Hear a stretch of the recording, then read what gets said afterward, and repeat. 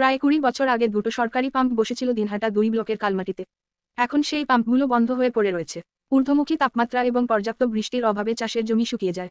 তখন নিজেদের গাটের কড়ি খরচ করে আমন ধান, ভুট্টা এবং পাটের জমিতে জল দিতে হচ্ছে স্থানীয় কৃষকদের। সন্ধ্যায় পাম্পঘরে বসছে নেশার আসর, পড়ে থাকছে মদের বোতল। সীমান্ত গ্রাম কালমাটির সরকারটারিতে আমন খেতে এদিন ফসল কাটছিলেন রামপ্রসাদ বর্মন। তার আক্ষেপ, ব্যক্তিগত উদ্যোগে পাম্পসেট দিয়ে ধানের জমিতে সেচ দিতে বিঘা প্রতি গড়ে ১,৫০০ টাকা খরচ হয়।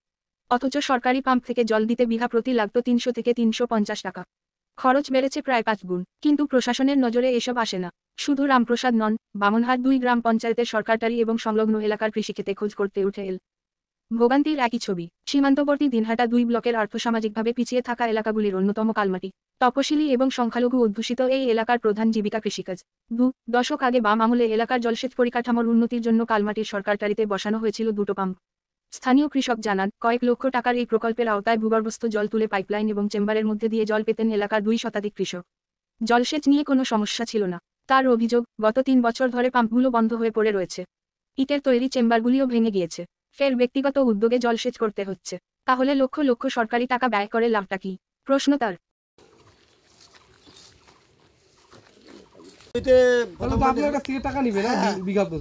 আমরা এখানে এখন দিচ্ছি মনে করো মোটর দিয়ে ধরো ১২০০ করে বিঘে, আর তখন কাগজে ৪০০ টাকাও নেয়।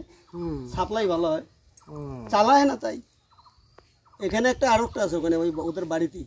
আচ্ছা আচ্ছা, কাছাকাছি দুইটাই আছে। উনি পাম্প অপারেটর নাকি? অপারেটর কিছুই না, ও বাড়ির থেকে ও কাজ করে একটু মানে বেশি ইয়ে জানে না।